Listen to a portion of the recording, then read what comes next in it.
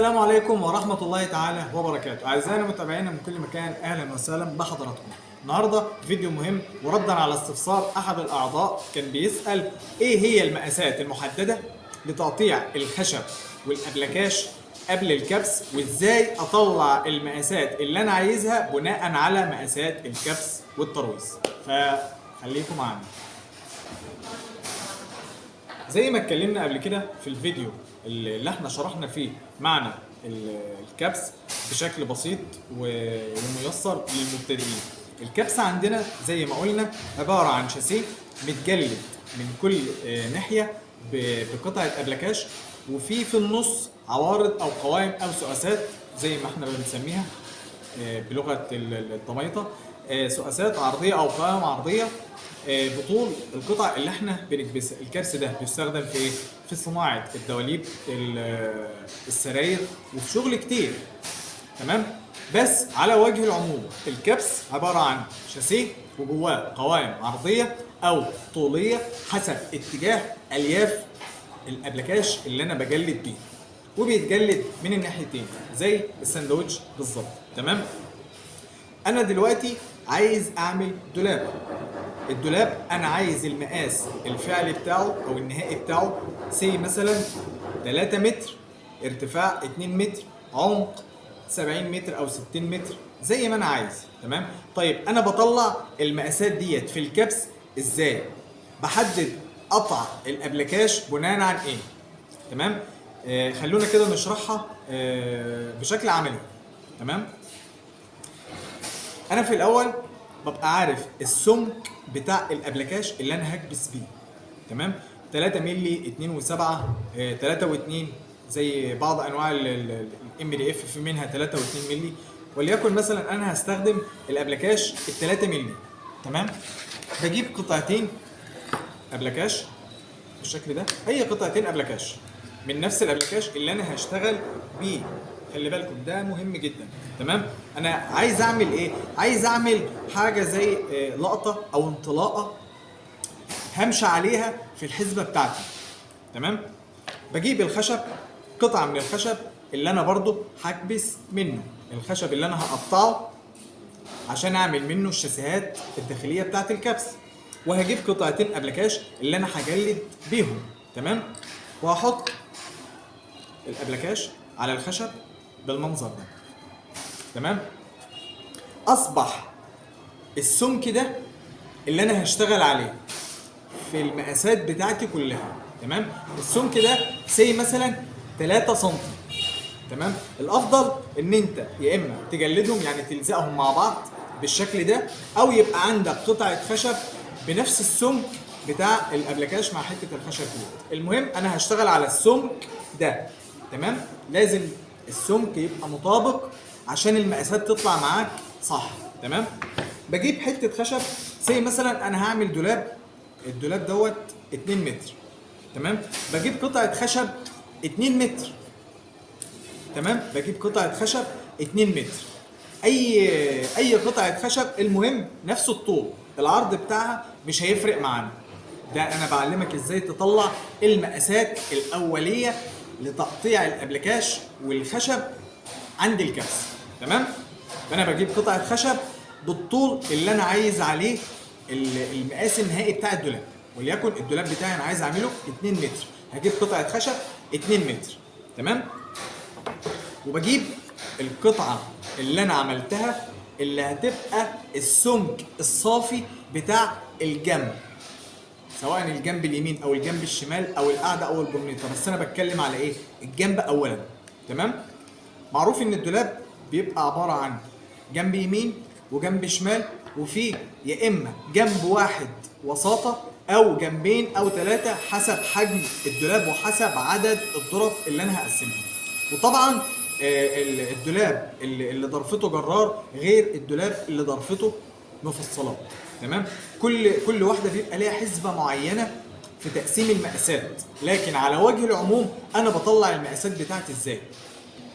ده القيمه الصافيه بتاعت الجنب، بقوم حاططها على طرف الخشبه ال 2 متر مساويها بالظبط. تمام؟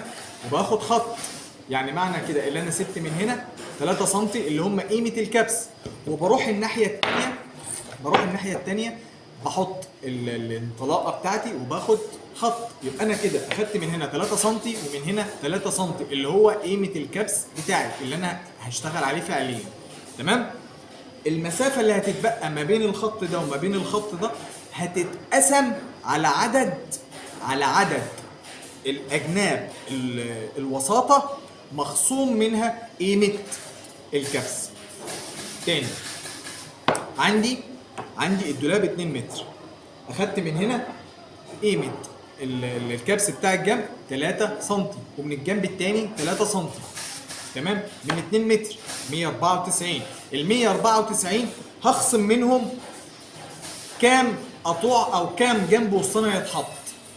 2 مثلا، 2 في 3 ب6، هخصم ال6 من ال 194 اتبقى عندي كام؟ 188. ال 188 هقوم قاسمهم على عدد الباكيات اللي انا عايزها. انا عايز 3 باكيات، يعني قطعين هقسم على 3. لو عندي قطعين هقسم على 3. طب لو عندي 3 هقسم على 4. طب لو عندي 5 هقسم على 6. لو عندي 10 هقسم على 11. تمام. بقسم المسافة اللي متبقية مخصوم منها سمك الجنب اللي في النص على ازيد من عدد الاجناب الوساطة، والمسافة اللي هتطلع لي في الاخر هي اللي هتبقى المسافة ما بين كل قطوع والتاني. خلونا نشوف. لو هنفترض يا جماعه ان ديت القائم اللي هو بطول الدولاب اللي احنا عايزين نعمله، احنا قلنا هنخصم قيمه الكبس بتاع الاجناب من الجنبين. معنى كده اللي انا هشيل من هنا 3 سنتي ومن هنا برضو هشيل 3 سنتي. تمام. انا عملت دلوقتي حساب الجنبين اللي في الاطراف. تمام. المسافه اللي هتتبقى ما بين الجنب ده وما بين الجنب ده هخصم منها السمك بتاع عدد الاجناب اللي في المنتصف. انا عندي مثلا جنبين هيبقوا في المنتصف، طب انا عايز اقدر المسافه ما بين كل جنب والتاني. هيتبقى عندي هنا 194 لما خصمت منهم 3 من هنا و3 من هنا، وهخصم منهم قيمة السمك بتاع الجنبين اللي في المنتصف.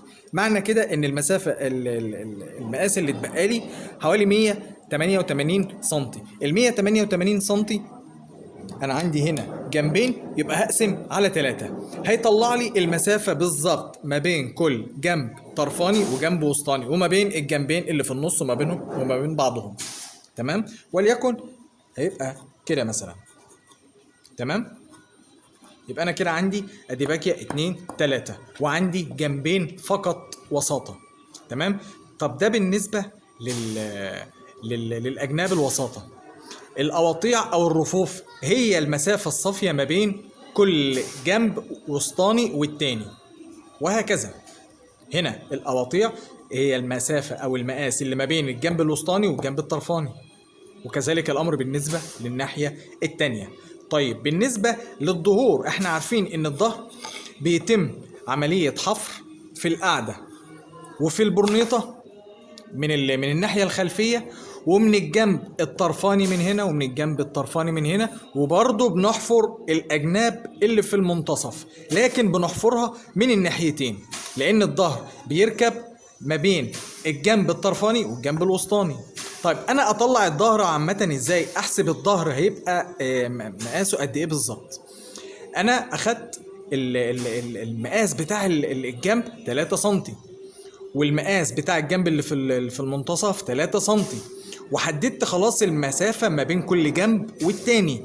باخد من هنا قيمه 1 سم ومن هنا 1 سم، وبقيس المسافه من هنا لغاية هنا بيصفي لي الطول الفعلي للظهر. تمام. بس لازم نراعي نقطة، لما بنيجي نكبس انا عايز اكبس مثلا جنب 2 متر في متر او 2 متر في 60 سنتي، ما بكبسوش صافي 2 متر في 60 سنتي، لا بكبسه 2 متر وسنتي والعرض بتاعه 61، لان لما باجي اعمل عملية ترويس بشيل من كل اتجاه حوالي نص سنتي. يبقى انا بزود السنتي وانا بعمل حساب الشاسيه في الخشب وفي الابلكاش. تمام.